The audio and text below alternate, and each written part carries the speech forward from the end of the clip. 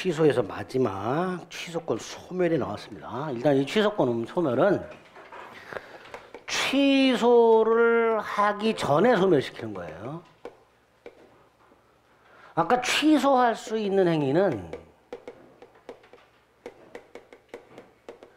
유동적 유효라 그랬죠. 예? 근데 이거를 취소를 하면 처음부터 무효가 된다 그랬잖아요. 그죠? 처음부터 무효로 확정이 되는 거예요. 반면에 취소를 하기 전에 취소권을 소멸시켜버리면 더 이상 취소를 못 하잖아요. 유효로 확정이 되는 거죠. 그러니까 이게 구조가요, 유동적 무효하고 똑같은 거예요. 우리 무권 대리는 유동적 무효였다가 추인을 하면 유효로 확정이 되고 추인을 거절하면 무효로 확정되잖아요. 토지거래 허가도 마찬가지잖아요. 유동적 무효 상태에서 허가를 받으면 유효로 확정이 되고 불허가 처분이 나오면 무효로 확정이 되잖아요. 결국 유동적인 것들은 궁극적으로 두 갈래로 가는 거예요. 확정적 유효가 되거나 확정적 무효가 되거나. 그럼 취소할 수 있는 것도 마찬가지란 말이죠. 유동적 유효니까 확정이 두 갈래로 간단 말이죠. 무효로 확정되거나 유효로 확정이 되거나. 그 중에 무효로 확정되는 건 취소를 하면 무효로 확정이 되는 거고, 유효는 언제 확정이 돼요? 취소하기 전에 취소권을 소멸시켜버리면 더 이상 취소를 못하니까 이 행위는 유효로 확정이 된단 말이죠. 자, 여기서 이 취소권을 소멸시키는 방법이 세 가지가 있더라 말이죠. 세 가지가. 우리 민법상. 그래서 이 세 가지 모두 다 공통적인 뭐예요? 취소 전에. 취소한 후에 취소권을 소멸시키는 건 있을 수 없잖아요. 이미 취소권을 행사했으니까. 그래서 취소 전에 취소권을 소멸시키는 방법 세 가지. 그 중에 첫 번째가 취소할 수 있는 행위의 추인이 나옵니다. 다른 말로 임의 추인이라고 하는데요. 뜻이 뭐냐? 취소권 포기다 말이죠. 취소권을 가지고 있는 자가 나 취소하지 않겠다라고 취소권을 포기하는 것을 취소할 수 있는 행위의 추인이라고 부른단 말이죠. 그러면 일단 우리 시험 범위에 추인이 세 가지가 나온 거예요. 오늘 세 가지 다 봤죠? 무권대리 추인 처음에 봤죠? 좀 전에 무효행위 추인 봤죠? 지금 이제 취소할 수 있는 행위 추인을 보는 거예요. 근데 이 세 가지 추인이 다 다르단 말이지. 어떻게 다르냐? 오른쪽 먼저 봅니다. 구별. 동그라미 1번. 무권대리 행위에 대한 본인의 추인은 유동적 무효인 무권대리 행위를 소급해서 확정적 유효로 하죠. 그죠? 반면에 무효행위의 추인은 새로운 행위로 보죠. 그죠? 그리고 지금 보는 취소할 수 있는 행위의 추인은 유동적 유효가 확정적 유효가 되죠. 세 가지 추인의 효과가 완전히 다르죠. 구별을 꼭 하셔야 되죠. 봐도 헷갈려요 그러지 말고 세 개인데 꼴랑 이거 구별 못하냐 말이지. 세 개인데 꼴랑 구별하자. 다시 왼쪽으로 돌아와서 조문을 봅니다. 143조 1항 취소할 수 있는 법률행위는 140조에 규정한 자가 추인할 수 있고, 자 140조에 규정한 자가 뭐죠? 채착사강 대승 취소권자 말하는 거죠. 왜? 취소권을 포기하는 거니까 당연히 누구만 포기할 수 있어요? 취소권자만 포기할 수 있는 거죠. 취소권을 포기했으니까 더 이상 취소하지 못한다 이렇게 되겠죠. 다만 144조 1항에 보면 추인은 취소 원인이 소멸된 후에 해야만 효력이 있다. 왜? 미성년자 한번 생각해 보세요. 미성년자 취소권 있잖아요. 근데 미성년인 상태에서 그 취소권을 포기할 수 있도록 하면 안 되겠죠. 그러니까 미성년자는 미성년인 상태에서는 추인을 못하고 성년자가 된 후에 추인할 수 있다라고 제한을 가해 놓은 거죠. 다만 미성년자의 부모와 같은 법정 대리인은 취소 원인이 소멸하기 전에도 추인할 수 있다. 그런 예외를 두게 됩니다. 자, 조문 확인했고요. 의의는 취소권 포기라 그랬습니다. 요건은 뭡니다. 동그라미 배우면 취소권 포기니까 추인권자는 원칙적으로 누구다? 취소권자다. 다만 그 취소권자에는 미성년자 같은 제한 능력자도 있기 때문에 동그라미 2번 제한을 가할 필요가 있다. 취소 원인이 소멸된 후에 할 것. 예를 들어 미성년자라면 미성년인 상태에서는 추인을 못하고 성년자가 된 후에 추인할 수 있다. 다만 니은 법정 대리인과 후견인 같은 이런 법정 대리인은 취소 원인이 소멸하기 전에도 추인할 수 있다. 니은에 밑줄 그어져 있는 거 여기 아주 잘 나오는 지문 중에 하나입니다. 당연히 3번 취소권을 포기하는 거니까 나한테 취소권이 있다는 사실, 다시 말해서 나의 행위를 취소할 수 있다는 사실을 알고 있어야 되죠. 그죠? 동그라미 3번 취소할 수 있다는 걸 알고 추인할 것. 이런 걸 다른 말로 이렇게 말합니다. 취소권의 존재를 인식하고 있을 것. 같은 말입니다. 나의 행위를 취소할 수 있다는 것을 알고 있을 것 같은 말로 취소권의 존재를 인식하고 있을 것. 이렇게도 말을 합니다. 3번 효과. 유동적 유효가 뭘로? 유효로 확정. 소구표다 장래효다 그런 거 따질 필요가 없습니다. 소구표냐 또는 장래효냐라는 말은 효력이 반대가 될 때 쓰는 말이에요. 예를 들어 무권대리 추인 같은 경우에는 유동적 무효가 유효로 확정이 되죠.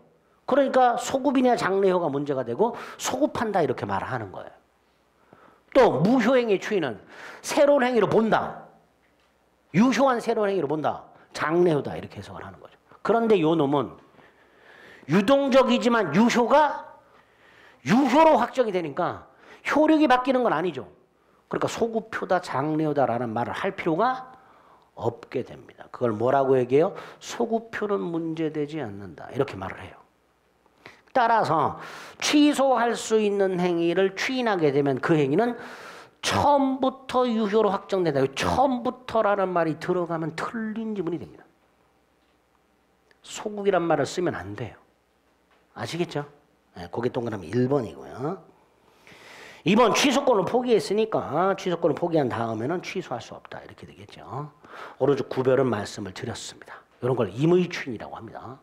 반면에 오른쪽에 보면 145조 법정추인이 있죠. 중문이 이렇게 돼 있어요. 취소할 수 있는 범죄에 관해서 전조의 규정이라고 돼 있죠.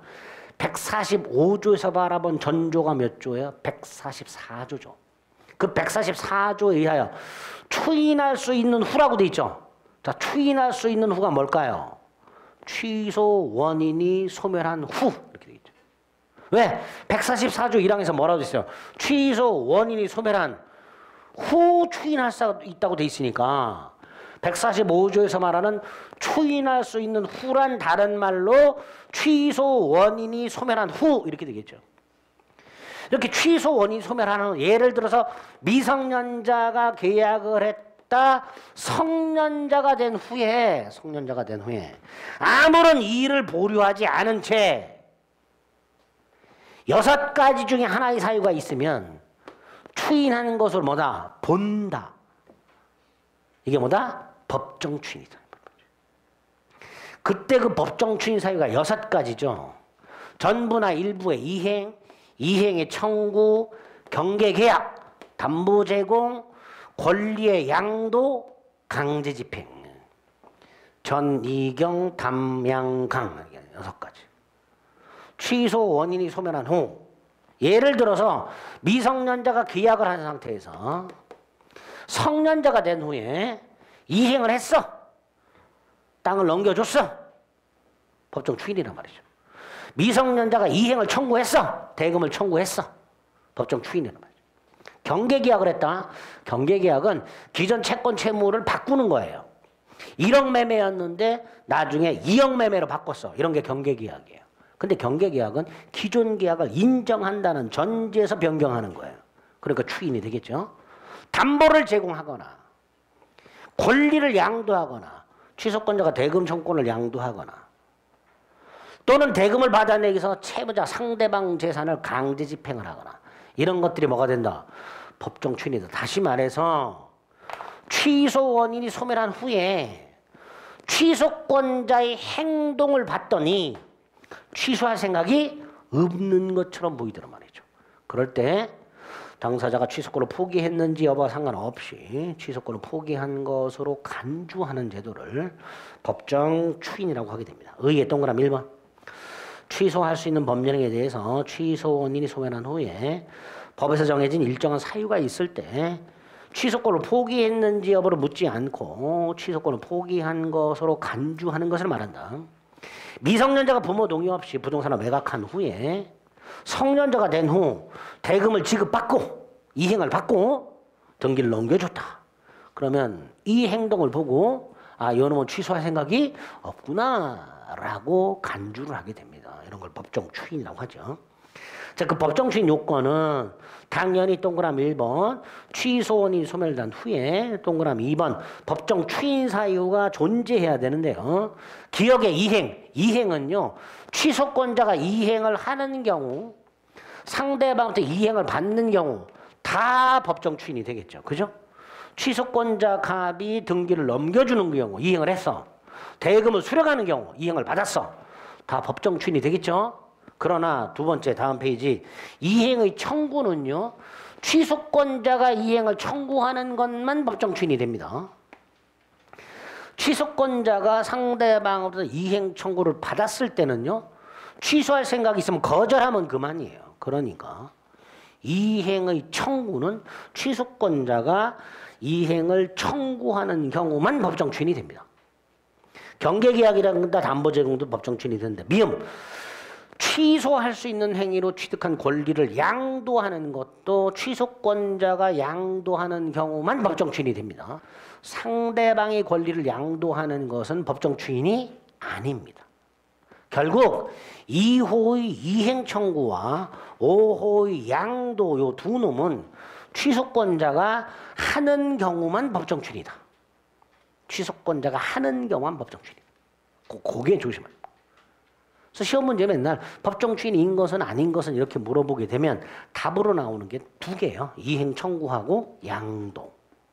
또 하나 이 양도에서 조심하실 게 그 주위에 있는 거예요. 법정 추인 사유 중에 이행의 청구와 양도는 취소권자가 하는 경우만 법정 추인이라고 돼 있죠. 그죠? 그거 주의 조심하시고 그 다음에 그 미음에 가면 네 번째 줄이 있어요. 이건 조심하셔야 돼요. 여기 보세요. 각과 의 사이에 얘가 미성년자인데요. 계약을 하고 등기를 넘겨줬어요. 그런데 나중에 갑이 계약을 취소하면 이 등기 돌려달라고 청구할 수 있죠. 그죠? 부당이득 반환은 청구할 수 있죠.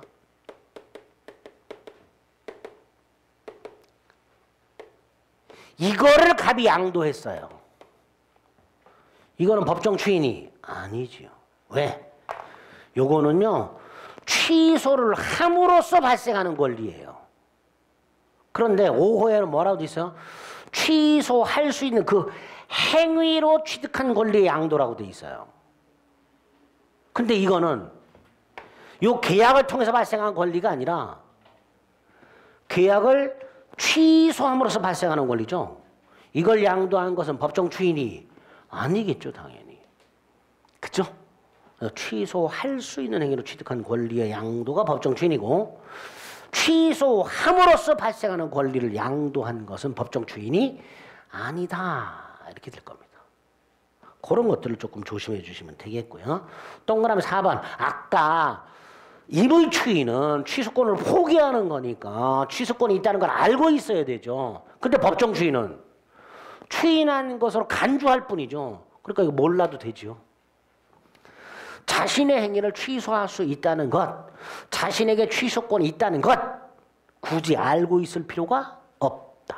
이렇게 되겠죠. 효과는 임의 추인하고 똑같고요. 자, 마지막 방법이 오른쪽 146조죠. 취소권을 일정 기간 내 행사하지 않으면 소멸합니다. 그 기간이 3년이 있고 10년이 있죠. 그리고 언제부터인지를 꼭 기억하자. 3년은 언제부터예요? 추인할 수 있는 날로부터. 추인할 수 있는 날, 다른 말로 취소 원인이 소멸한 날. 그리고 법률행위 한 날부터 10년. 특히 추인할 수 있는 날부터 3년은 꼭 기억하세요. 취소할 수 있는 날부터 3년이라고 출제가 된 적이 있습니다. 취소할 수 있는 날부터 3년 아닙니다. 추인할 수 있는 날부터 3년입니다. 그 다음에 이 3년, 10년은 양가로 2번에 동그라미 1번. 법원이 당연히 고려해야 됩니다. 이유는 제척기간입니다. 우리 민법상 권리 행사 기간이 두 가지가 있죠. 소멸시효 기간하고 제척 기간하고 둘 다 이 기간 동안 권리를 행사하지 않으면 권리가 소멸되죠. 자, 여기서 소멸시효는 기간이 중단되는 경우도 있고 정지되는 경우도 있어요. 그리고 당사자가 주장해야만 법원은 소멸시효가 지났는지 여부를 고려합니다. 반면에 제척기간은 소멸시효는 주로 채권에 적용이 되고요. 제척기간은 취소권 같은 형성권에 적용이 되고요.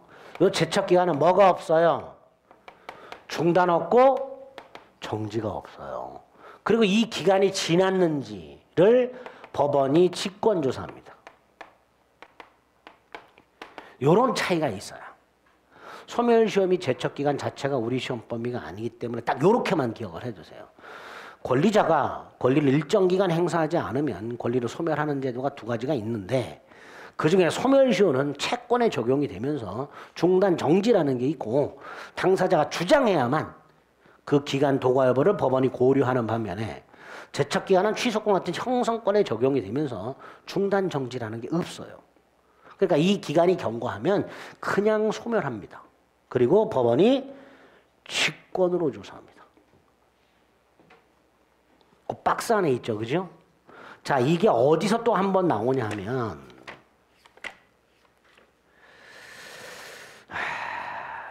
우리 저기 매매 예약을 좀 가봅니다. 395페이지. 아니 394페이지. 394페이지 가면 예약 완결권이라는 타이틀이 있죠. 거기 한번 동그라미 4번에 행사 기간이 있죠. 제척 기간이라고 돼 있죠. 기억의 네 번째 줄 뭐라고 돼 있어요. 부동산을 인도받은 경우라 하더라도 예약 완결권은 기간 경과로 소멸한다 이렇게 돼 있죠. 기간 중단 정지가 없어요. 부동산을 인도받은 경우에는 기간이 중단된다 그러면 틀린 질문이에요. 중단 정지가 없기 때문에 기간 경과로 그냥 소멸합니다. 그 다음에 또 뭐가 있어요? 당사자 주장이 없어도 법원이 직권으로 조사한다. 이런 것들이 나오게 됩니다. 제척기간이 나오면 그 두 가지를 머릿속에 염두에 두시면 되겠습니다. 됐죠? 이렇게 취소권을 취소하기 전에 소멸시키는 세 가지 방법. 임의 추인, 법정 추인, 취소권의 단기 소멸. 세 가지 방법이 있다. 됐죠? 그래서 무효 취소까지 다 살펴봤어요.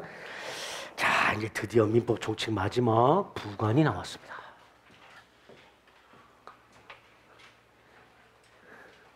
머리가 터질 것 같지요? 안 터진다 그랬죠? 절대로 안 터집니다. 부관은 법률행위에 갖다 붙인다 그랬죠? 부가된 약관 이렇게 줄임말이죠. 법률행위에 부가된 약관. 쉽게 말하면 특약사항, 특약인데 이 특약에 따라서 이 부관에 따라서 이 법률행위의 효력이 발생하기도 하고 소멸하기도 해요. 즉 부관은 법률행위에 갖다 붙이는데 그 법률행위의 효력을 발생시키기도 하고 소멸시키기도 합니다. 그리고 당사자가 부과를 해요. 장래 발생 사실이에요. 그래서 일단 부관의 개념 요소 세 가지를 먼저 머릿속에 숙지하자. 법률행위의 효력, 발생 소멸을 좌우한다. 따라서 법률행위의 성립하고는 관계가 없어요. 법률행위 일단 성립이 된 상태에서 계약은 일단 한 상태에서 그 계약의 효력을 발생시키거나 그 효력을 소멸시키는 장치가 부관이에요. 또 당사자가 부과해야 돼요. 당사자가. 우리 토지거래 허가구역에서 허가를 받아야 유효가 되죠. 그러니까 그 허가는 토지거래계약의 효력을 발생시키잖아요. 그럼 그 허가도 부관이냐? 아니에요. 왜? 그 허가는 당사자가 부과하는 게 아니라 법에서 허가를 받아라고 돼 있어요. 따라서 이건 부관이 아니게 되는 거예요. 장래 발생 사실이어야 돼요. 따라서 과거 사실, 현재 사실, 장래 발생이 불가능한 사실, 이런 건 부관이 될 수가 없는 거예요. 그래서 일단 부관의 개념 요소 3가지를 머릿속에 딱 넣으셔야 돼요. 종류가 2가지가 있죠. 발생 여부가 불확실한 게 있고 발생 여부가 확실한 게 있죠. 먼저 불확실한 거. 갑이 을에게 34회 시험에 합격을 하면 상가 건물을 주겠다. 을의 34회 시험 합격은 장래 사실이죠. 34회 시험에 합격을 하면 증여계약의 효력이 발생하죠. 34회 시험에 합격을 하면 증여계약의 효력이 발생합니다. 갑이 을에게 학원비를 증여하면서 34회 시험에 합격을 하면 중단을 하겠죠. 시험 합격하면 더 이상 학원비 줄 필요가 없잖아요. 학원비 지급을 중단한다는 건 증여계약의 효력이 소멸한다는 거죠.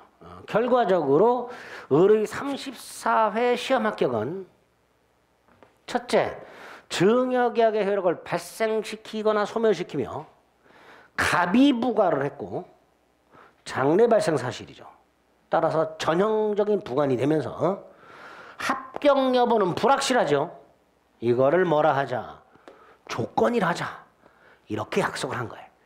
그 조건은 장래 발생 여부가 불확실한 사실 이렇게 되는 거죠. 반면에 갑이 미성년을에게 성년이 되면 오피스텔을 증여하기로 했다.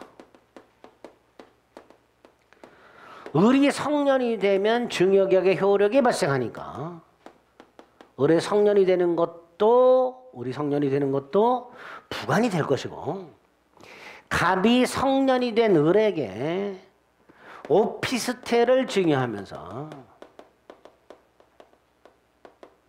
25세가 되면 반환해라 그래서 반환. 오피스텔을 반환한다는 것은 증여계약의 효력이 소멸하는 거다. 따라서 을이 성년이 되거나 25세가 되면 증여계약의 효력이 발생하거나 소멸하게 될 것이고, 그죠?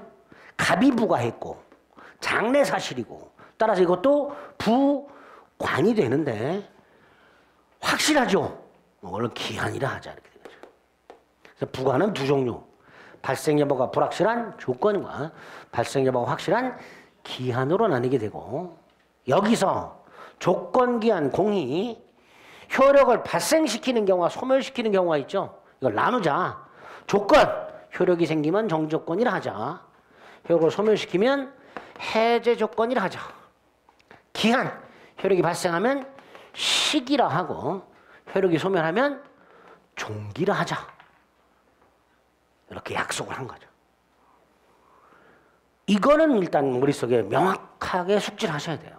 그게 134페이지에 있습니다. 이 134페이지를 굉장히 우습게 생각하시는 분들이 계시는데 정확하게 일단 숙지하자. 그리고 조건 기한을 나눠서 보면 되겠죠. 먼저 조건, 의. 법률행위의 효력을 발생 또는 소멸을 장래 불확실한 사실에 의존케 하는 부관을 말한다. 그죠? 물론 당사자가 부과해야 되고요. 법률의 효력의 발생 또는 소멸을 좌우해야 되고요. 그 다음에 불확실한 장래 사실이어야 되죠. 당연히 조건을 붙일 의사만 갖고는 안 되죠. 표시까지 해야 되죠. 갑이 을에게 시험에 붙으면 상가 건물을 줘야지 라고 생각을 했어요. 그런데 그냥 주겠다고 했어. 조건을 표시를 안 했어. 그럼 이건 단순한 동기에 불과할 뿐 조건이 될 리가 없습니다. 조건이 되려면 조건 의사를 표시해야 조건부 행위가 됩니다. 양가로 2번. 자, 종류가 나왔어요. 2번 정지조건과 해제조건이 나왔습니다. 자, 정조건과 해제조건은 어떻게 구별하는 거예요? 효력 발생 소멸 가지고 구별하죠. 정지조건은 그 조건이 성취가 되면 효력이 생겨요. 그러니까 정조건은요, 조건이 성취될 때까지는 아직 효력이 생기지 않지요. 법률 행의 효력을 정지하는 조건이 되는 거예요. 성취될 때까지는. 그래서 정조건이라고 부르는 거예요. 반면에 해지 조건은 발생한 효력을 소멸시키잖아요. 그죠? 해지 조건은 성취가 되면 그 효력이 소멸을 해버린단 말이죠. 그래서 해지 조건이라고 부르는 거예요. 정지 조건은 성취가 되면 효력이 생겨. 따라서 성취되기 전까지는 효력이 발생하지 않고 정지되어 있어요. 그래서 정지조건이라고 이름을 붙이는 거예요.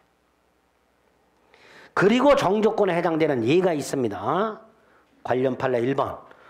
동산을 매매하면서 할부로 매매를 하는데 할부 대금을 완납할 때까지는 소유권을 매도인에게 유보시켜.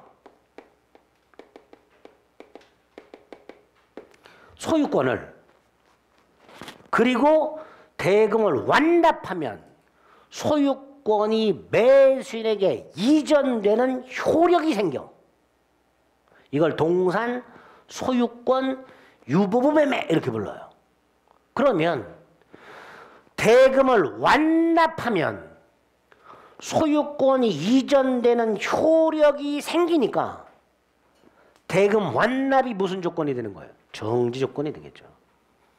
동산 소유권 유보부 매매는 대금 완납을 정지 조건으로 하는 매매 이렇게 됩니다. 그래서 대금을 완납하게 되면 조건이 성취가 되면 별도의 의사표시 없이 소유권이 매수인에게 이전된다. 이렇게 말을 하겠죠. 그죠? 2번은 각과 을이 부부인데요. 협의 이혼을 했을 때 만약에 우리 둘이 협의 이혼을 하게 되면 이렇게 재산을 나누자. 합의를 미리 했어요. 재산 분할 합의. 다정한 둘이죠. 뭘 하면? 협의 이혼을 하면 이렇게 나누자 그랬어요. 그런데 재판상 이혼을 했네. 여기 보세요. 협의 이혼을 하면 이렇게 나누자 그랬잖아요. 정주권이죠. 근데 재판상 이혼을 했어요. 정주권의 성취가 불가능했죠. 그럼 이건 효력이 있다 없다? 없다. 2번이죠. 협의 이혼을 조건으로 재산분할 협의를 했는데 재판상 이혼을 했다면 협의 이혼이라는 정조건은 불능이 되었으므로 그 협의 이혼을 정조건으로 한 재산분할 합의도 무효다. 이렇게 되겠죠. 정조건은 조건이 성취가 되어야 유효가 되는데 이건 불가능했잖아요. 그죠? 어떤 분은 어차피 이혼한 건 똑같으니까 이렇게 하면 되지 않느냐. 아니죠. 이건 당사자가 다정하게 이혼했을 때 나누는 거고요. 재판상 이혼은 피 튀기게 싸우죠. 그죠? 다르단 말이에요. 자, 1번, 2번 그렇게 확인하시면 되겠고 해지 조건이 있어요. 해지 조건은 조건이 성취가 되면 효력이 소멸한다 그랬죠. 한 장을 넘기면 두 가지 판례가 나옵니다. 하나가 약혼예물 수수가 나와요. 약혼예물 수수는 증여죠. 결혼하지 않으면 반지 돌려줘야 되죠. 반지를 돌려준다는 것은 증여 효력이 소멸하는 거죠. 결국은 결혼을 하지 않게 되었다가 해지 조건이 되는 거죠. 그래서 약혼예물 수수는 혼인의 불성립을 해제 조건으로 하는 증여 이렇게 됩니다. 혼인의 성립을 정지 조건으로 하는 증여가 아니에요. 반지를 일단 줘요. 증여 효력이 발생한 상태에서 결혼하지 않게 되면 반환합니다. 반환한다는 게 증여 효력이 소멸하는 겁니다.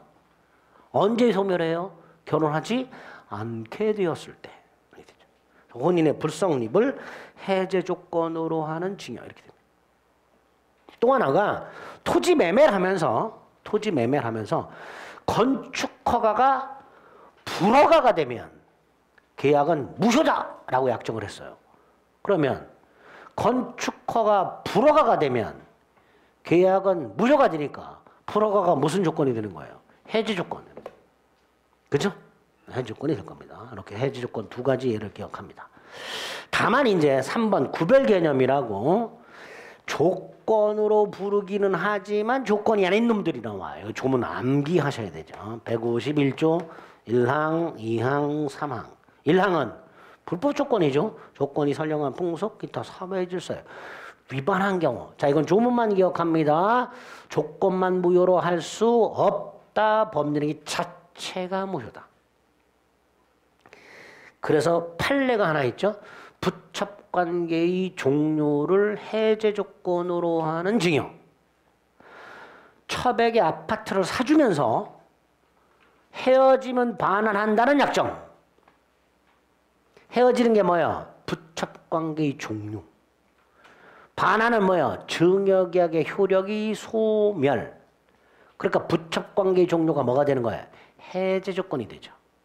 이때는 불법 조건이 붙어있기 때문에 법률행위 자체가 무효가 된다. 151조 1항은 조건만 무효로 한다라고 대단히 자주 출제합니다. 틀린 점입니다. 조건만 무효가 되는 게 아니라 법률행위 전체가 무효가 됩니다. 반면에 151조 2항과 3항은 2항은 무슨 조건이라고 그래요? 기성 조건이라고 하죠. 3항은 무슨 조건이라고 해요? 불능 조건이라고 하죠. 2항에 뭐라고 돼 있어요? 이미 성취. 기성이 되는 거죠. 3항은 성취할 수 없. 그 뭐예요? 불능이 되겠죠. 행위 당시 이미 성취한 거, 행위 당시 성취할 수 없는 거. 각각 기성 또는 불능 조건이라고 부르고 이거를 당사자가 정지 조건이나 해제 조건으로 하는 경우가 있을 때 이때 그 법률행위는 어떻게 처리할 것인가? 위에 기성 조건이 정조건이면 그 행위는 조건이 없는 행위로 유효. 기성 조건이 해지 조건이나 불능 조건이 정조건이면 그 행위는 무효. 불능 조건이 해지 조건이면 조건이 없는 행위로 유효. 요렇게 처리하죠. 외워야 됩니다. 그냥 외우세요. 외워. 암기만이 살 길이다. 기정조 기해모 불정모 불해줘. 이렇게 외죠.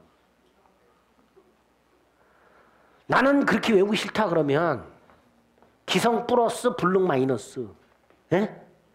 정지 플러스 해제 마이너스, 곱해. 플러스 플러스 플러스, 마이너스 마이너스 플러스, 플러스 마이너스 마이너스 플러스 마이너스 이렇게 되죠. 이렇게 외우거나 기정조 기해모 불정모 불해줘 외우거나 아니면 이렇게 외우거나 외워서 나중에 대입만 할 수 있으면 돼요.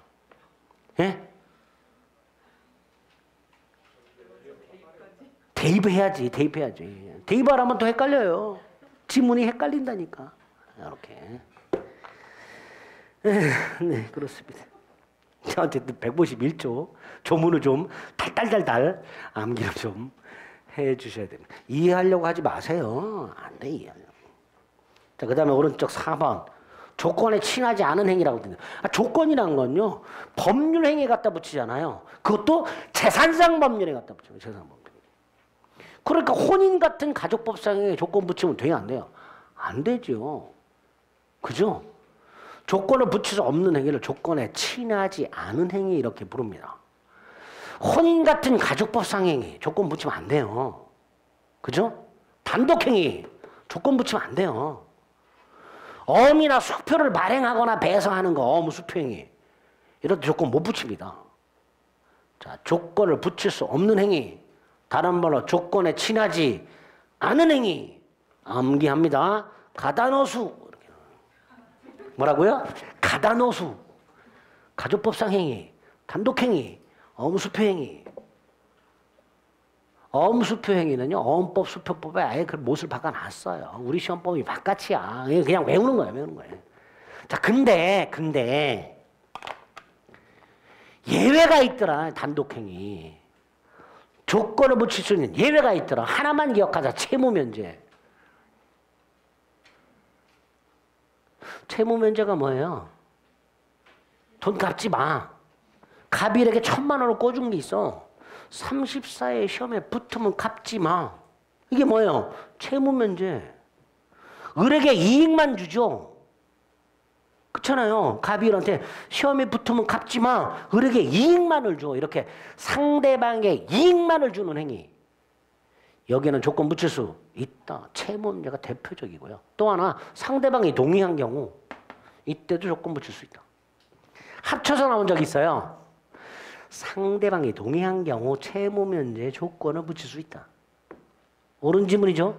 동의도 했고 채무면제는 조건 붙일 수 있으니까. 그래서 조건에 친하지 않은 행위 중에서 양가로 2번에 동그라미 2번 그 밑줄 그어져 있는 거 그것만 좀 확인하시면 됩니다. 양가로 3번 조건을 붙일 수 없는 행위에 조건을 붙여버렸어.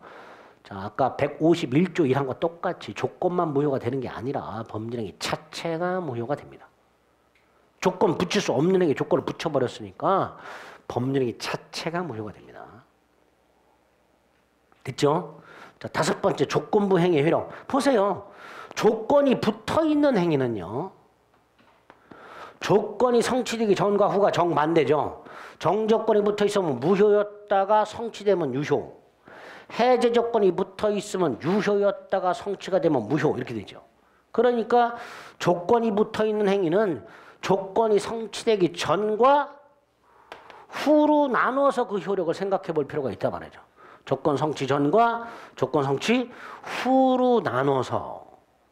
먼저 조건 성취 전 고민할 필요 없어요. 조문만 기억하시면 돼요. 148조, 149조, 150조. 성취 후 147조. 이렇게. 조문만 암기하시면 돼요. 먼저 148조 뭐라고 돼 있어요? 맨 밑에 조건부 권리 침해 금지라고 해서 조건 있는 행위 당사자는 조건 성취 여부가 미확정인 동안에 조건 성취로 인해서 생길 상대방의 이익을 해하지 못한다. 여기 보세요. 조건이 성취가 되면 을은 어떤 이익이 있어? 건물이 생겨. 그거를 갑은 침해하면 된다 안 된다? 안 된다. 시험에 붙으면 주기로 한 상가 건물을 을이 시험에 붙기도 전에 조건 성부가 미정인 동안에 다른 놈한테 줘버렸다. 그럼 을의 기대가 무너지더란 말이지. 그런 거 하지 말아라. 그게 148조가 되는 거예요. 조건부 권리 침해 금지라고 합니다. 그럼에도 불구하고 침해했다. 한 장 넘기면 뭐가 나와요? 손해배상 청구가 나오죠. 그죠? 시험에 합격을 하면 상가 건물을 주겠다고 약속했는데 합격 전에 제3자에게 팔아넘기면 조건부 권리를 뭐 한 게 된다? 침해한 게 된다. 따라 다시 앞으로 돌아오면 맨 밑에 줄 손해배상 책임이 발생한다. 그죠?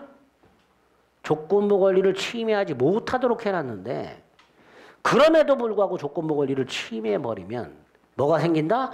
손해배상 책임이 생긴다. 그게 148조가 됩니다. 그 다음에 149조는 이 권리, 을이 시험에 붙으면은 상가 건물에 대한 소유권이 생겨. 기대권이죠. 을은 상가 건물에 대한 소유권을 기대하면서 공부할 거예요. 이게 권리예요. 어떻게 할 수 있어요? 처분, 상속, 보존, 담보로 할 수 있다. 그 중에 보존은 미리 확보하는 걸 말하는데요. 여기 보세요. 을은 시험에 붙으면요. 갑에게 상가 건물을 내놔 할 수 있잖아요. 근데 갑이 다른 놈한테 넘겨버리면 을은 시험에 붙더라도 달라소리 못 하잖아.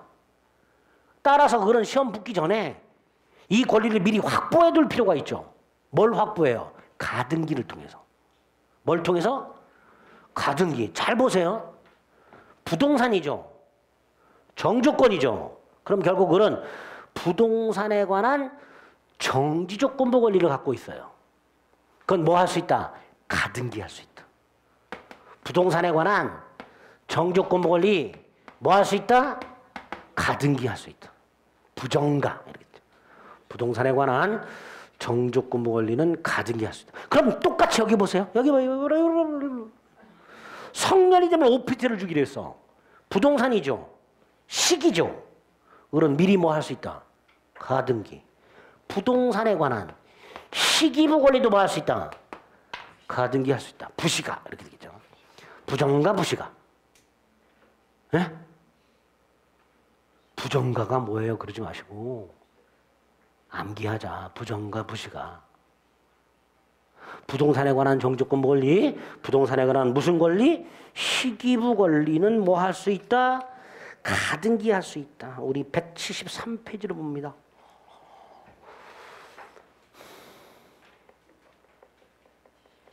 (173페이지) 양가로 2번에 가등기가 나와 있죠. 동그라미 2번에 가등기 할 수 있는 경우가 있고요. 니은에 뭐라고 돼 있어요? 부동산에 관한 시기부 정지조건부 권리. 뭐 할 수 있다고요? 가등기를 통해서 미리 그 순서를 보존, 확보해 둘 수 있습니다. 149조가 그 근거가 됩니다. 정지조건 권리는 처분, 상속, 보존, 담보를 할 수 있다. 그 다음에 138페이지로 돌아와서 150조가 나왔습니다. 반신의 행위라고 해서요. 여기 한번 보세요. 34회 시험에 합격을 하면 상가 건물을 주기로 했을 때 조건이 성취가 되면 을은 이익이죠. 갑은 불이익이죠. 상가 건물을 줘야 되니까. 이렇게 조건 성취로 불이익한 당사자나 이익을 받는 당사자가 신의성실 원칙에 위반해서 조건 성취를 방해하거나 조건을 성취하는 경우가 있을 수 있더란 말이죠. 그럴 때 반대의 효과로 의제를 해버립니다. 그게 150조가 되겠죠. 이렇게 돼 있죠. 조건 성취로 인하여 불이익을 받을 당사자 갑이 조건 성취 즉 시험 합격을 방해했더라. 기도를 한 걸로 끝나는 게 아니라 갑이 을을 떨어지게 해주세요. 떨어지게 해주세요. 기도한 게 아니라 을에게 수면제가 들은 드링크를 먹여서 시험을 못 보게 만드는 것. 그러면 상대방은 성취를 주장할 수 있고 이항 조건 성취로 이익을 받을 당사자 을이 열심히 공부해서 합격을 한 게 아니라 컨닝을 해서 합격을 했다. 그러면 갑은 불성취, 불합격을 주장할 수 있도록 이렇게 해놨습니다. 여기서 문제가 되는 게 뭐예요? 1항이죠. 갑이 을의 시험 합격을 방해했어요. 그런데 합격한 것으로 주장할 수 있죠. 즉 조건은 불성취지만 성취한 걸로 주장할 수 있단 말이죠. 그러니까 무슨 문제가 생겨요? 언제 성취한 걸로 볼 것이냐 문제. 판례가 뭐라고 해요? 갑의 방해 행위가 없었더라면 조건이 성취되었으리라 추산되는 때. 방해가 없었더라면 조건이 성취되었으리라 추산되는 때. 그대로 외워주셔야 됩니다. 기억에 A. 나머지는 B나 C는 지금 보면 머리 아파요. 일단 그 정도. 148조, 149조, 150조 조문이 어떻게 되어 있는지 확인하시고 오른쪽 147조 1항 여기 보세요. 정지 조건이 성취가 되면 성취한 때부터 효력이 생긴다. 해제 조건이 성취가 되면 성취한 때부터 효력을 잃는다. 그죠? 정지 조건과 해제 조건의 개념 및 언제부터 효력이 생기는지 효력이 소멸하는지를 규정하고 있어요. 그런데 3항에서 뭐라고 해놨어요? 소급시킬 수가 있죠. 당사자가 조건 성취의 효력을 서급하게 할 의사를 표시한 때는 그 의사에 의한다고 해서 조건 성취의 효력은 정조건이든 해제조건이든 장래효를 원칙으로 하되 당사자가 소급시킬 수 있도록 해놨습니다. 이런 경우 생각해 보시면 돼요. 34회 시험에 합격을 해요. 11월 말에 합격하겠죠. 그럼 이때부터 얘는 소유권을 취득하는 거예요. 그죠? 문제가 생겼어요. 6월 1일 세금 누가 내야 돼요? 6월 1일 기준 세금 갑이 내야 되잖아요. 을하고 합의해요. 을이 내기로. 이렇게 할 수 있냐? 있다. 그게 147조 3항이 되는 거예요. 소급시킬 수 있다. 당사자들 사이에서는. 그죠? 이렇게 147조 1항, 2항, 3항 확인하시고요. 그 다음에 6번에 보면 입증 책임이 나와 있습니다. 간단하게 생각해 봅니다. 각과 을 사이에 상가 건물 증여 계약이 있어요. 법률행위죠. 그런데 을은 지금 당장 건물을 내놓으라고 주장하고 있어요. 갑은 시험에 붙으면 주겠다고 주장하고 있어요. 을은 그냥 증여를 주장하고 있는 거고요. 갑은 정지 조건부 증여를 주장하고 있는 거예요. 그죠? 자, 여기서 갑, 아직 건물을 넘겨주기 싫죠. 얘가 정지조건부 행위를 증명하라. 이 범죄행위에 조건이 붙어 있다는 사실은 그 조건이 존재한다는 걸 주장하는 자가 증명해라. 갑과 을이 소송이 붙는 경우를 한번 생각해 보세요. 증여계약을 체결했다는 것에 대해서는 다툼이 있어요, 없어요? 갑과 을 사이에 지금 상가 건물을 주기로 했다는 것에 대해서 다툼이 있어요, 없어요? 없지요. 주기로 한 거는 다툼이 없어요. 다만 그냥 주는 건지 조건이 붙어 있는 건지 다투고 있는 거예요. 자, 법원은 이렇게 물어봅니다. 야, 너 증여하기로 했지? 네. 근데 왜 안 줘? 가면 뭐라 그럴까요? 붙으면 주기로 했는데요? 라고 주장하겠죠. 그러니까 증명하라 말이죠. 그래서 어떠한 범죄행위에 정지 조건이 붙어 있는 경우 그 붙어 있다는 사실을 그 조건의 존재를 주장하는 자가 증명해라 말이죠. 그죠? 이 증여는 정지 조건부 행위에 해당한다는 사실을 아직 상가 건물 증여계약의 효력이 발생하지 않았다고 주장하는 자, 무효 주장자가 증명해라 말이죠. 같은 말이죠. 동그라미 1번, 양가로 1번. 정지조건부 행위에 해당한다는 사실은 효과 발생을 다투는 자. 다시 말해서 정조건이 붙어 있다는 사실은 조건의 존재를 주장하는 자가 증명해라. 이 첫 번째예요. 자, 얘가 증명했어요. 여기 보세요. 그냥 주는 게 아니라 시험에 붙으면 주는 거다는 걸 증명했어요. 그러면 법원은 얘한테 물어봅니다. 그냥 주는 게 아닌데? 너 시험에 붙으면 주는 건데? 그럼 얘는 뭐라 그럴까요? 붙었는데요? 라고 주장하겠지. 그러면 뭐예요? 유효 주장자가 정조건이 성취되었음을 증명해라 이렇게 돼 있죠. 정지조건부 행위에서 조건이 성취되었음을 누가 증명해라? 유효 주장자가 증명해라. 이거 판례 문구예요. 이해가 안 되죠, 그죠? 입주 제목 원래 어려워요. 그럼 어떻게 돼? 외워야지. 붙어 존재.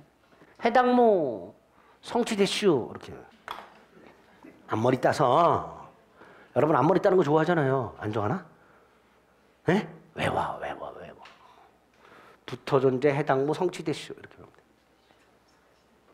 판례 문구만 출제합니다.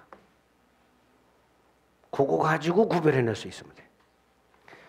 붙어 있다는 사실은 존재를 주장하는 자가, 해당한다는 사실은 다투는 자, 무효 주장자가, 성취됐다는 사실은 유효 주장자가, 이렇게 암기해 주시면 됩니다. 여기까지가 조건. 반면에 기한은 법률행위 효력의 발생 또는 소멸을 장래 발생 여부가 확실한 사실에 의존케 하는 부관이 기한이 되겠죠. 그죠? 종류를 보면 시기, 종기가 있죠. 시기는 효력이 발생하고 종기는 효력이 소멸하는데 거기서 판례 하나 기억해야 되죠. 임대차 계약을 하면서 기간을 2023년 6월 1일부터 임차인에게 매도할 때까지 이렇게 했어요. 임차인 사망, 임대인 사망 시까지 이렇게 해놨어요. 자, 위에 거 기한이에요, 아니에요? 네? 위에 거 기한이에요, 아니에요? 기한이죠. 왜? 임대인은 반드시 죽어. 근데 언제 죽을지 몰라. 이걸 불확정 기한이라고 합니다. 근데 이건 어때요? 매도 자체가 불확실하죠. 이건 사망 자체가 불확실하진 않아요. 사망은 확실한데 언제 죽는지가 불확실할 뿐이에요. 이건 불확정 기한이 됩니다. 그러나 임차인에게 매도할 수도 있고 안 할 수도 있죠. 그러니까 밑에 거는 발생 여부 자체가 불확실해요. 따라서 이건 기한이 아니다 말이죠. 그러면 이 경우에는 시기만 있고 뭐가 없어요? 종기가 없죠. 뭐라고 불러요? 기간의 정함이 없는 임대차. 이렇게 됩니다. 기간이 정함이 없는 임대차는 우리 민법 635조에 의해서 각 당사자가 언제든지 계약 해지를 통고할 수 있도록 해놨어요. 그러니까 이런 계약의 경우에 종기냐 아니냐가 대단히 중요하겠죠. 그죠? 그 판례 하나 확인하시고요. 확정기한, 불확정기한으로 나누기도 하는데요. 아까도 말씀드렸듯이 확정기한이든 불확정기한이든 발생은 확실해. 거기에 날짜가 확실해. 확정기한. 날짜는 불확실해. 그럼 불확정기한이 되는데 문제가 3번입니다. 요걸 두 가지를 구별하시면 되는데요. 갑이 임대인이고 을이 임차인인데요. 임차인이 보증금을 돌려받지 못한 채 집을 비운 상태예요. 임대인을 찾아와가지고 도대체 언제 보증금을 돌려줄 거냐라고 물어봤더니 주택이 아직 비어있다. 임대가 되면 보증금을 반환하겠다. 이렇게 약속을 했어요. 자, 요 경우 하고요. 우리 친구 갑에게 돈을 빌려달라고 했더니 갑이 지금 현금을 가진 건 없고 빈집이 하나 있는데 이걸 중개사 사무실에 임대를 놔가지고 보증금을 받으면 돈을 빌려주겠다라고 약속을 했어요. 주택이 임대가 되면 보증금을 돌려주겠다. 주택이 임대가 되면 보증금을 받아서 돈을 빌려주겠다. 이렇게 약속을 했을 때 위에 거 주택이 임대가 되면 보증금 돌려주겠죠. 그죠? 안 되면 안 돌려줘도 돼요?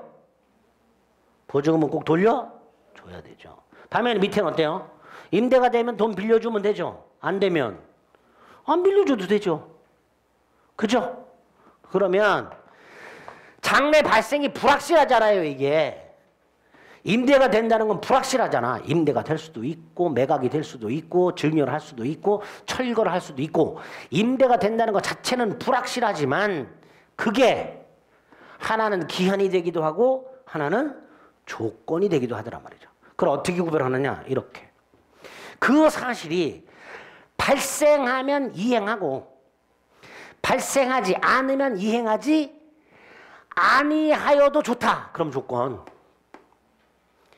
발생하면 이행하고 발생하지 않아도 이행하고 그럼 뭐다? 기한. 이렇게 구별하겠다는 거예요. 그래서 이런 지문이 나온 적도 있어요. 정지 조건과 기한은 당사자 의사 해석에 따라 구별한다. 오. 해석을 하는 거예요. 어떻게? 봅니다. 기억. 부관에 표시된 사실이 발생하지 아니하면 이행하지 아니하여도 된다. 그럼 조건으로 봐야 되고 표시된 사실이 발생한 때는 물론이고 반대로 발생하지 않는 것이 확정될 때도 이행을 해야 한다. 그럼 뭘로 봐야 되고 불확정 기한으로 봐야 되고 그죠? 이렇게 당사자가 부과한 부관을 해석해서 정조건인지 불확정기한인지를 구별해라. 그 다음 기한은 반드시 도래해야 된다 그랬죠? 그죠? 그럼 보세요. 임대가 되는 것도 기한 도래고요. 매각이 되거나 철거가 되거나 증여를 함으로써 임대가 불가능하게 되는 것도 뭐가 된다? 기한 도래다. 그게 니은. 그 사실이 발생한 때 또는 발생하지 않는 것으로 확정된 때 기한은 도래한다. 그죠? 그래서 디귿. 임대차 종료 시 보증금 반환에 대해서 목적물이 임대가 되면 보증금을 반환한다고 약정한 경우에 그 임대가 되면은 조건이 아니라 뭐다? 불확정기한이다. 따라서 주택이 임대가 되는 것은 물론이고 임대가 불가능한 것으로 확정된 경우도 기한은 도래한 것이다. 이렇게 정조건과 기한을 구별해보자. 특히 그 기억에 있는 거, 니은에 있는 거, 그 두 개는 꼭 좀 확인해 두셔야 됩니다. 이렇게 나온 적이 있어요. 부관에 표시된 사실이 발생하지 아니하면 채무로 이행하지 아니하여 된다고 보는 것이 상당한 경우에는 기한으로 봐야 한다. 이렇게 나온다. 그럼 틀린 지문이 되는 거예요. 그러니까 이해가 되든 안 되든 상관없이 문구를 정확하게 숙지를 해둬야 돼요. 이해하셨잖아. 안 돼? 그럼 어떻게 돼? 외워. 아니하면 아니해. 그럼 조건이 이렇게. 아니 조건 이렇게 되죠. 아니 조건. 그죠? 앞머리 따서 아니 조건. 그럼 되죠. 아니하면 아니해도 된다. 그러면 조건. 이렇게 아니 조건. 이렇게 여기 보세요. 예. 아니 조건. 이렇게 조건. 그죠? 외우자. 아이고야. 일단 그렇게 기한의 종류를 확인하고 오른쪽 141페이지 기한부 행위 효력. 기한 도래 전에 148조, 149조를 준용해서 그래서 기한부 권리 침해 금지, 기한부 권리 처분, 상속, 보존, 담보를 할 수 있다. 그리고 보존과 관련해서 부동산에 관한 시기부 권리는 뭐 할 수 있다? 가등기 할 수 있다. 부동산에 관한 시기부 권리는 가등기 할 수 있다. 그다음 152조 기한부 행위 효력. 1항과 2항만 있죠. 시기 도래한 때 효력이 생긴다. 종기 도래한 때 효력을 잃는다. 그걸로 끝. 147조 3항과 같은 소급표 규정이 있다 없다? 없다. 기한 도래 효과는 절대로 소급표가 인정되지 않는다. 아까 147조로 3항이 있었잖아요. 그죠? 근데 152조는 그런 게 없더란 말이죠. 여기까지가 일단 기본이고요. 그 다음에 기한은 따로 기억하실 게 142페이지에 보면 기한의 이익이라는 게 있습니다. 기한의 이익 별거 아니에요. 각과 의사이에요. 자동차를 36개월 할부로 샀어요. 그러면 갑은 다달이 할부금만 납부하면 원금을 한 번에 변제하지 않아도 되죠. 그런 걸 뭐라 한다? 기한의 이익이라고 합니다. 주로 종기가 도래하지 않고 있는 상태에서 당사자가 누리고 있는 이익, 이거를 기한의 이익이라고 불러요. 자, 이 기한의 이익과 관련해서는 153조 1항과 2항. 자, 1항은 뭐예요? 누구에게 있는가? 기한은 채무자 이익을 위한 걸로 추정한다. 조문 암기. 채무자 암기 추정한다 암기. 조문만 기억합니다. 기한은 누구의 이익을 위한 걸로? 채무자 이익을 위한 걸로 추정한다. 153조 2항. 기한 이익은 뭐 할 수 있다? 포기할 수 있다. 여기 보세요. 갑이요. 36개월 할부로 납입을 해야 되는데 로또 당첨됐네? 한 방에 줘야 되죠. 그죠? 그게 뭐예요? 내는 이익을 포기했잖아요. 그죠? 기한 이익 포기할 수 있죠. 다만 상대방 이익을 해하면 된다 안 된다? 안 되죠. 따라서 내가 기한 이익을 포기함으로써 상대방 이익을 해하게 되면 손해를 배상하고 포기하면 됩니다. 그 153조 2항의 의미가 됩니다. 자, 마지막으로 기한 이익을 박탈하는 경우가 생겨요. 그게 뭐예요? 기한 이익 상실. 자, 언제 기한 이익이 상실되는가? 오른쪽 민법의 규정이 388조가 있고 채무자의 개인회생 및 파산에 관한 법률의 규정이 있는데 그중에 388조 1호를 기억하자. 채무자가 담보를 손상, 감소, 멸실하게 한 경우 이게 어디로 연결이 돼요? 저당권으로 연결이 됩니다. 저당권. 저당권 어디? 저당권 침해. 330페이지.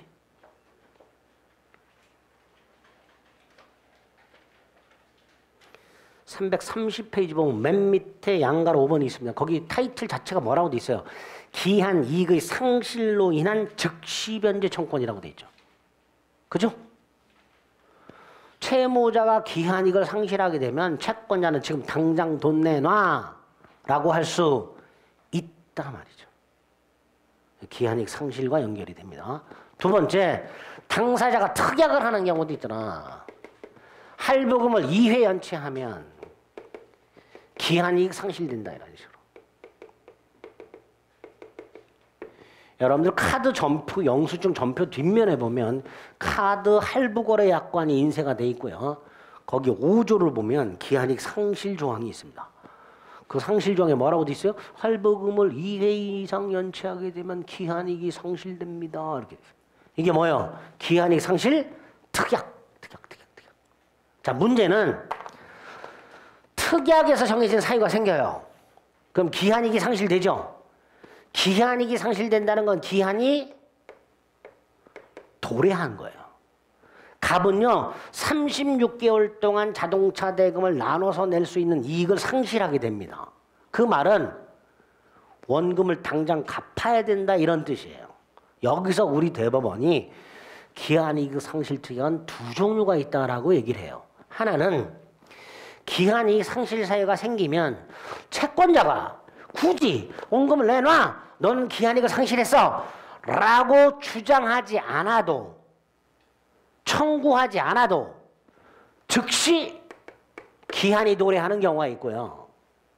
반면에 채권자가 채무자한테 너는 기한이익을 상실했어.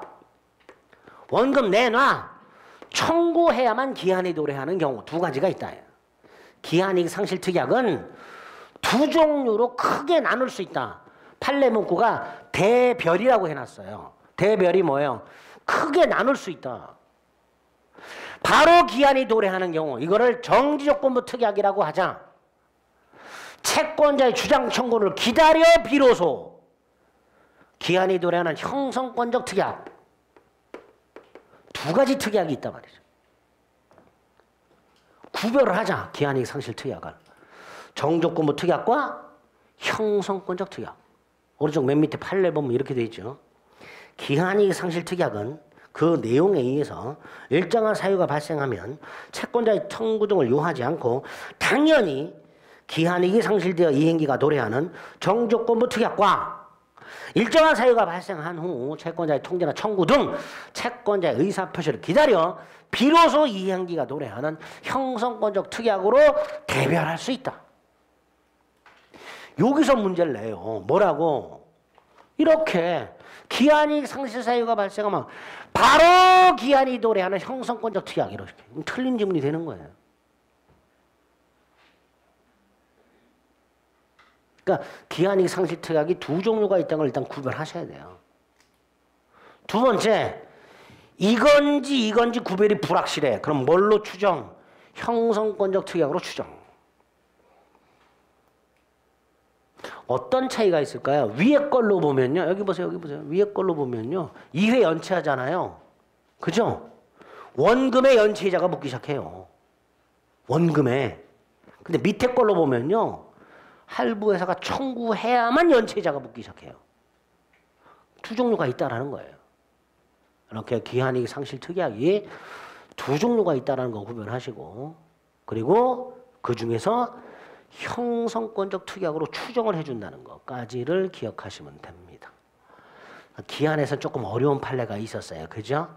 두 가지 정조건과 불확정 기한에 구별하는 거 하고요. 기한이익 상실 특약에 두 종류가 있다는 거 구별하는 거. 조건에서는 다른 건 별로 안 어려운데 입증 책임 판례가 좀 어려웠죠. 그죠? 조문 위주로 기억하시되 몇 가지 좀 까다로운 판례가 있었습니다. 결론을 좀 기억을 해 두시기 바랍니다. 근데 다 까먹으셔도 돼. 어차피 한 문제 나오니까. 한 문제 나오니까. 오늘 무권 대리부터 무효 취소 부관까지 전체 합쳐서 한 4문제 정도 나와요. 그래 오늘 한 거에서. 자주 출제되는 파트니까 조금 내용이 어렵더라도 체크해드린 거 위주로만 기억하시면 충분히 맞출 수 있습니다. 너무 어렵게 생각하지 마시고 집에서 복습하실 때도 너무 고민하지 마세요. 아시겠죠? 제가 오늘 굳이 부관 파트에서 앞머리 따서 외우는 거 몇 개 말씀드렸어요. 그죠? 앞머리 따서 외워. 그래서 푸시면 되죠. 그죠? 여러분들 나중에 누구한테 뭐 설명할 것도 아니고 지식을 뽐낼 것도 아니잖아. 합격만 하면 되잖아요. 그죠? 부관 한 문제 쉽게 나오니까 맞춰야죠. 앞머리 따든 뭘 하든 외워서 맞추려고 노력을 해주셔야 됩니다. 아시겠죠? 네, 오늘 여기까지 하겠습니다. 수고하셨습니다.